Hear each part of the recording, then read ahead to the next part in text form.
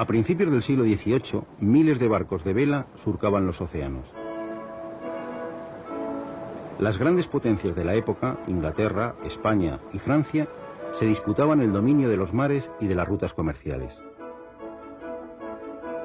Las marinas mercantes de estos países garantizaban el suministro de los productos de las colonias a las metrópolis, mientras que las armadas de guerra velaban por la seguridad de las rutas y de paso contribuían a diseñar los nuevos mapas coloniales en América, Asia y África.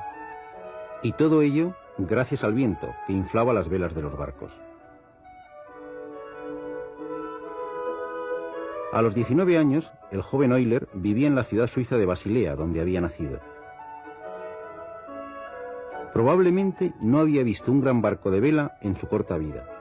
Es difícil verlos en Suiza.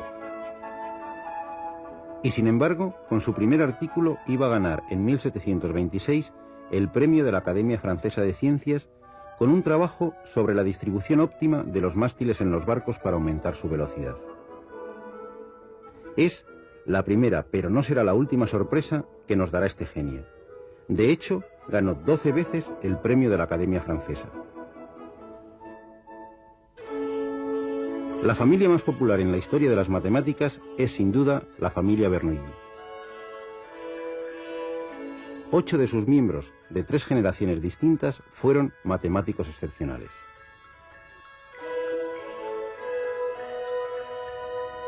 Euler había estudiado en Basilea bajo la tutela de Jean Bernoulli, junto a los hijos de este, Nicolaus y Daniel. Nicolaus y Daniel fueron fichados por Catalina la Grande como profesores de matemáticas de la recién creada Academia de San Petersburgo, y estos llamaron a Euler para ocupar una plaza de profesor de medicina. No es tan extraño, ya que Euler había estudiado, además de matemáticas, teología, astronomía, medicina, física y lenguas orientales. Con solo 20 años viaja a Rusia y a los 26 ocupa la cátedra de Filosofía Natural en San Petersburgo.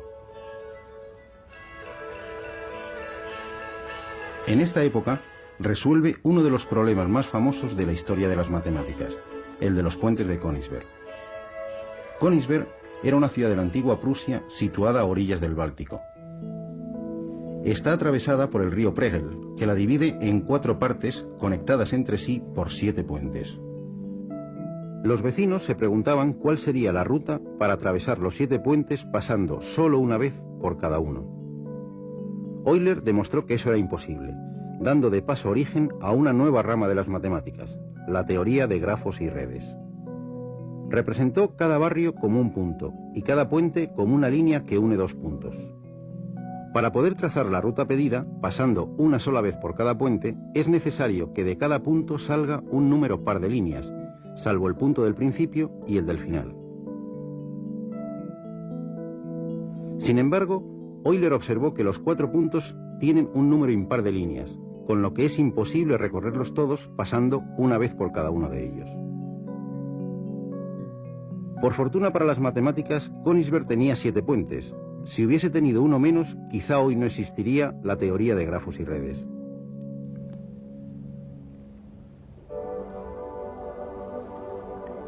Hasta 1741, la pluma de Euler va a suministrar un ingente material a la revista de la Academia de Ciencias de San Petersburgo. Material que abarca todas las ramas de las matemáticas, pero que incluye temas de óptica, de acústica, de hidrodinámica y de mecánica. En esta época, Euler pierde la visión de un ojo. A pesar de ello, y de haberse quedado ciego 17 años antes de su muerte, la edición de sus obras completas, llamada Opera Omnia, pesa más de 170 kilos. Estos cuerpos son poliedros convexos. El nombre de Euler está íntimamente ligado a todos ellos. Este es un cubo. Está formado por 6 cuadrados iguales. Este otro tiene 4 caras triangulares y se llama tetraedro. El número de caras de este otro es 8. Es un octaedro. Este es un icosaedro. Está formado por 20 triángulos iguales. Este otro el último sólido platónico, está formado por 12 caras pentagonales. Es un dodecaedro.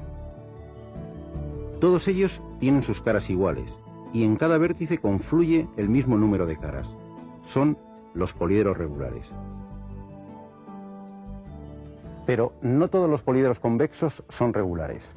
Existen otros, como estos, que o bien no tienen todas sus caras iguales, o bien en cada vértice no confluye el mismo número de caras. Son los poliedros irregulares.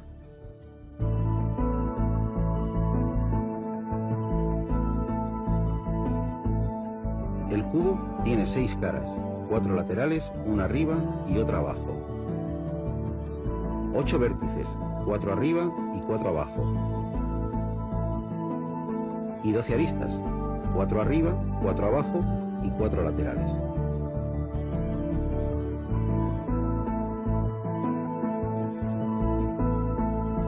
Si sumamos el número de caras más el de vértices, 6 más 8, obtenemos 14, 2 más que el número de aristas.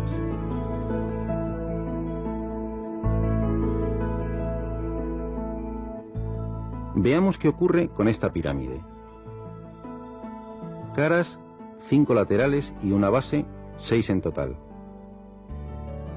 Vértices, 5 abajo y 1 arriba, otros 6.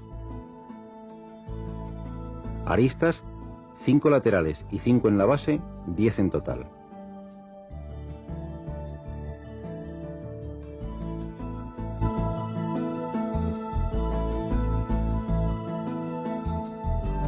Vaya, otra vez las caras más los vértices es igual al número de aristas más 2. Y esto ocurre con cualquier poliedro convexo. Euler fue el primero no solo en darse cuenta de esta relación, sino en demostrar que sería así con todos ellos. A la relación caras más vértices igual a aristas más 2 se la conoce desde hace más de 250 años como la relación de Euler. También hay una recta que lleva su nombre. Esta vez tiene que ver con algo tan estudiado a lo largo de la historia como los triángulos. La mediana de un lado es la recta que une el punto medio del lado con el vértice que está enfrente. Las 3 medianas de un triángulo se cortan en un punto, el baricentro. Algo similar pasa con las rectas perpendiculares a cada lado que pasan por el punto medio, las mediatrices. Se cortan también en otro punto, el circuncentro. Ya no nos sorprende que las 3 alturas también se corten en otro punto, el ortocentro.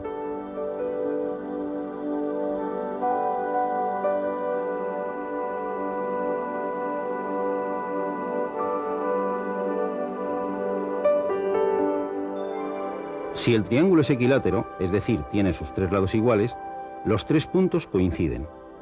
Pero si los 3 lados son diferentes, son 3 puntos distintos. Estos hechos se conocían desde hacía más de 2000 años. Lo que en el siglo XVIII nadie sospechaba es que esos 3 puntos, no importa de qué triángulo se trate, siempre están alineados, es decir, están sobre una misma recta, la recta de Euler.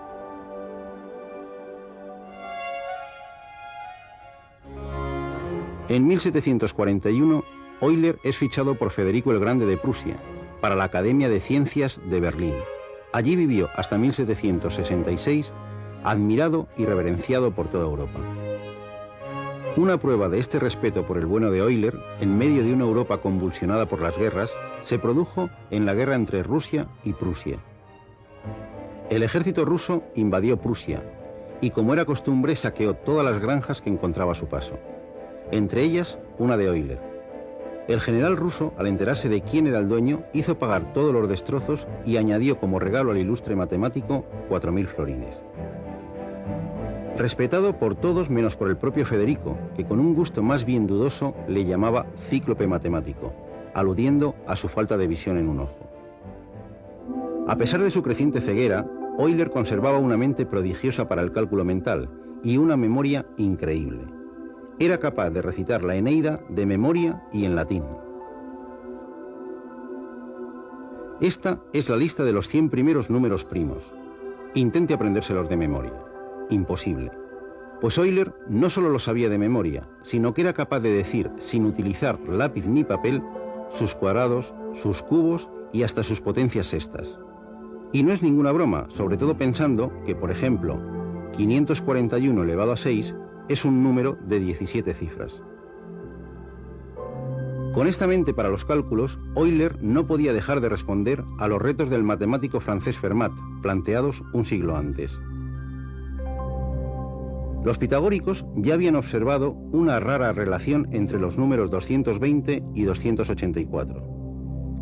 Si sumamos todos los divisores de 220, obtenemos 284, el segundo número. Y si sumamos los de 284, obtenemos el primero, 220. Los llamaron números amigos. Fermat había descubierto en 1636 la segunda pareja de números amigos, 17.296 y 18.416. Su compatriota y rival Descartes, 2 años más tarde, descubrió una tercera, nada simple por cierto, 9.363.584 y 9.437.056.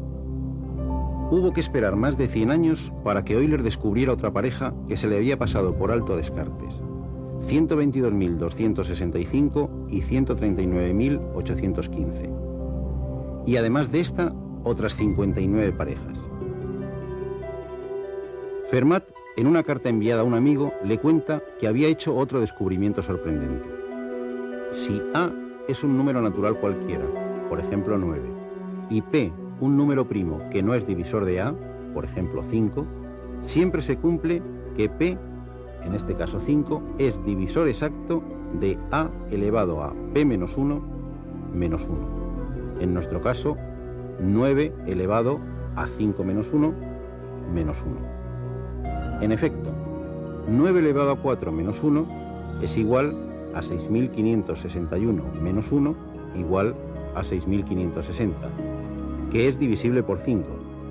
6.560 dividido entre 5, 1.312.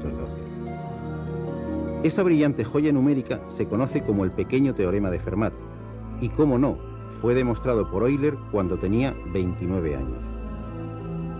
Pero también se atrevió con el más conocido y recientemente demostrado último teorema de Fermat.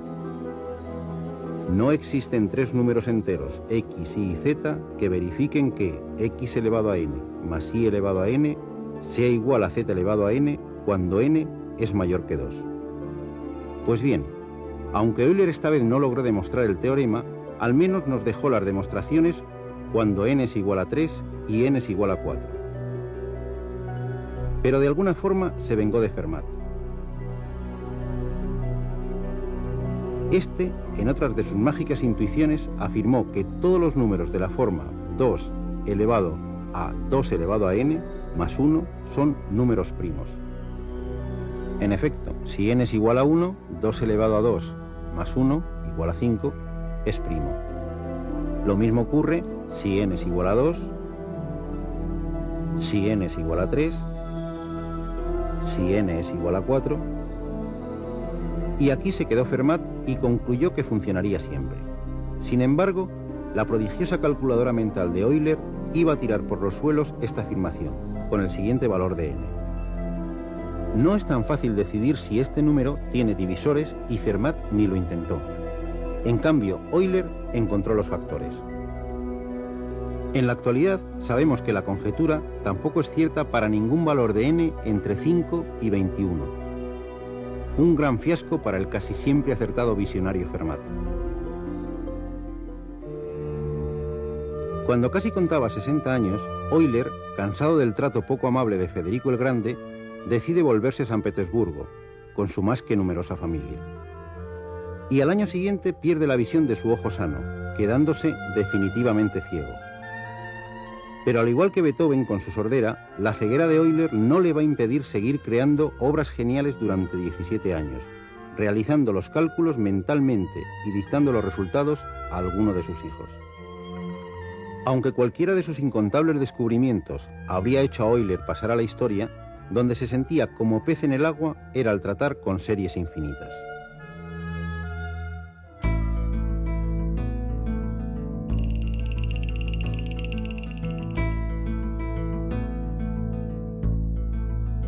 Esta es una serie infinita.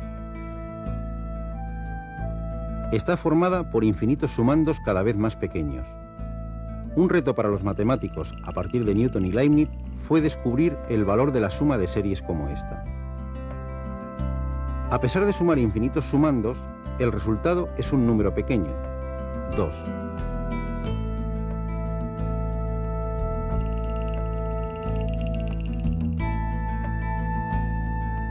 Esta serie es la suma de los inversos de los números naturales y llega a ser más grande que cualquier número que nos podamos imaginar, por grande que éste sea. Es una serie divergente, como ya demostró Jean Bernoulli, el maestro del joven Euler.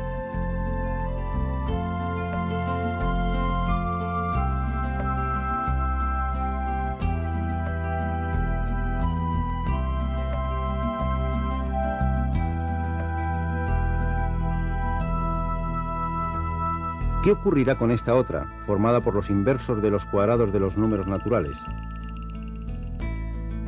Euler calculó la suma de los 100 primeros términos hasta encontrar un resultado con más de 20 decimales.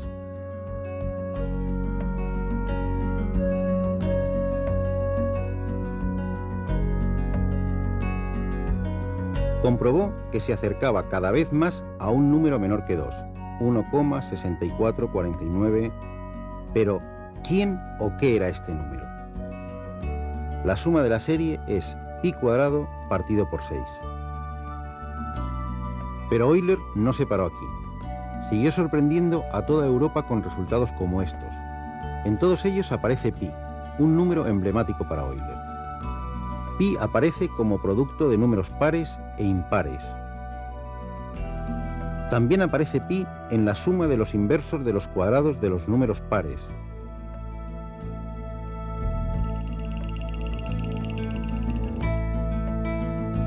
Y volvemos a encontrar a pi en la suma de los inversos de los cuadrados de los números impares. No es tan fácil obtener estos resultados, sobre todo si tenemos en cuenta que en la actualidad aún no sabemos cuánto vale exactamente esta otra serie, formada por los inversos de los cubos de los números naturales. Hay números que, como los actores famosos, aparecen en casi todas las películas. El número 1 y el 0 ocuparían sin duda los primeros puestos de apariciones. Sin embargo, hemos podido comprobar que el número pi, la razón entre la circunferencia y su diámetro, no limita sus apariciones al mundo de los círculos y de las esferas, como ya descubrió Arquímedes. Y eso que no es un número nada simple. 3, 14, 15, 92... Otro número de apariencia extraña y también con nombre de letra es el número e, la base de los logaritmos neperianos. Otro número irracional con infinitas cifras decimales, 2,7182818, un número que aparece cuando queremos cuantificar el crecimiento de una epidemia, cuando hacemos la prueba del carbono 14 para datar un resto arqueológico y hasta en los cables de la luz. Un número que Euler llegó a calcular con 23 decimales. Nuestro último invitado a esta fiesta es el número i, la unidad de los números imaginarios, el germen junto al 1 de los números complejos. Nada parece indicar que estos 5 números, 0, 1, pi, e i, tengan alguna relación entre sí. Sin embargo, los 5 están íntimamente ligados mediante una preciosa relación que constituye el sublime compendio de la ingente obra de Euler y que, por supuesto, es fruto de su genio. Breve, sugerente y misteriosa. E elevado a i por pi más 1 igual a 0. Como si el universo hubiese querido rendir un homenaje a las matemáticas a través de uno de sus hijos más ilustres.